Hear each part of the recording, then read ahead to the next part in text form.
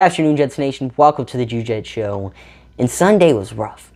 That was a game we definitely could have won, but we made a couple costly mistakes, and that's, of course, why we didn't come out victorious in that game. One of the costly mistakes being Zach Wilson throwing 3 interceptions. And because of those 3 picks, a lot of people gave up on him. And yesterday, after the game, I saw about 1 million Lamar Jackson jersey swaps on Twitter and Instagram.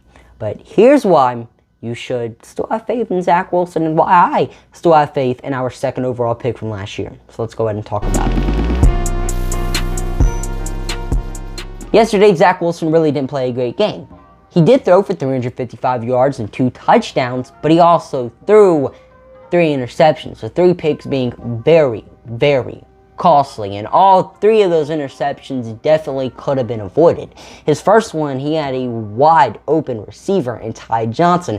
All he has to do is make the throw, but instead it's a little too high. Sure, it was off his back foot, but still, that's an easy throw, something you should definitely make, but instead it's a bit too high. But we all kind of forgave him after that because he was playing a really great game up to that point. But then his next interception, he scrambles in the pocket. There's not really an open wide receiver. So instead of just chunking the ball into the stands, throwing it away, he tries to throw it away, but doesn't really put a lot of effort into the throw.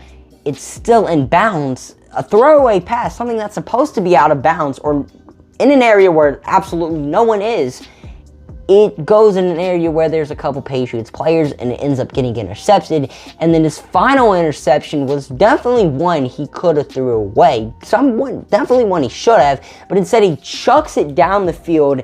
And I mean, yeah, Tyler Conklin was there, but the chances of him catching it against 3 Patriots players are very, very slim. But instead, Zach Wilson tried to make a play that was nothing into something, and that's not what you want to see. And actually, as a matter of fact, Jeff Smith was open on that play. If Zach Wilson would have just stepped up in the pocket and threw it to Jeff Smith, he would have had the first down.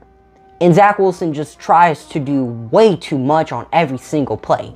I mean, yeah, the pass protection the offensive line had yesterday was not good by any means, but that still didn't mean Zach Wilson had to completely roll out every single play. I mean, it was insane. It felt like every single throw Zach Wilson made, he was next to the sideline, and that's not what you want to see. And why I still have faith in Zach Wilson is because yesterday, and honestly so far this season, we've seen Zach Wilson make some really great throws. His throw on the run, that 54-yard bomb to Garrett Wilson in the beginning of the game, was an absolute beauty of a pass. He hit him in completely stride on the run, 50-plus yards. It was a beautiful throw. His touchdown pass to Tyler Conklin, the first one, it was across his body in the corner of the end zone. It was an absolute dart in for the touchdown. His throw to Denzel Mims on the final play of the drive, absolute dart over the middle of the field in between a couple defenders. He went for like 67 yards, almost a touchdown. I mean, Zach Wilson made some great throws yesterday. And this season, we've seen him make good throws. Last season, we saw him make good throws. He has insane arm talent. But his decision-making isn't the best. He hates boring plays, and he just is a little too high on some passes. He misses easy throws because he thinks this is an easy throw. It gets to his head and he messes up. Zach Wilson just needs to calm down, stay in the pocket for a little bit longer, and just think that it's okay to make the boring play, because it is.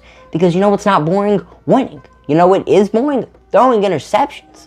So Zach Wilson just needs to calm down and realize boring plays are okay. Calm down on those easy throws. If he can put all of that together, he's going to start playing good football. Now, does Zach Wilson do that? We have no idea. Time will have to tell. He has the rest of the season to prove that he can do that. But if he does, Zach Wilson can be a really good quarterback. But that's why I still have faith in our second overall pick from last year. But thank you guys for watching. Do you still have faith in Zach Wilson? Comment it down below. But I'm your host, Jet, signing off for now.